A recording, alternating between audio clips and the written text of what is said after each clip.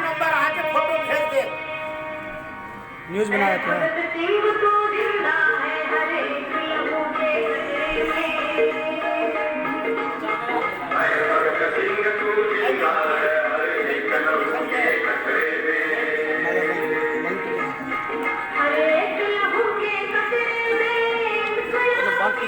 कहीं बंद कर दी। आज भारतीय कम्युनिस्ट पार्टी मार्क्सवादी पार्टी मिर्ज़ापुर कुआई दरभंगा, आप किसके लिए यहाँ बहादुरपुर प्रखंड में आप धरना पर बैठे हुए हैं?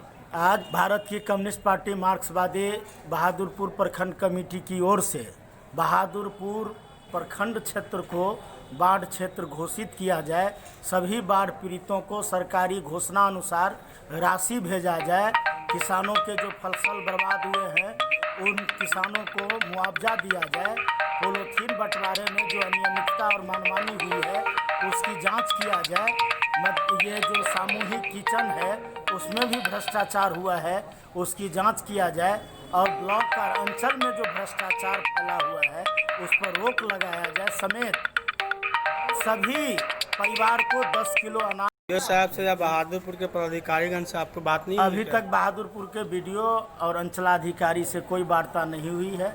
हम लोग यहाँ इंतज़ार कर रहे हैं। अगर सम्मानजनक समझौता वार्ता नहीं हुआ तो हमारे पार्टी के नेता और कार्यकर्ता भूख हड़ताल आज से शुरू करेंगे। क्या क्या प्रमुख मांगे हैं आपकी?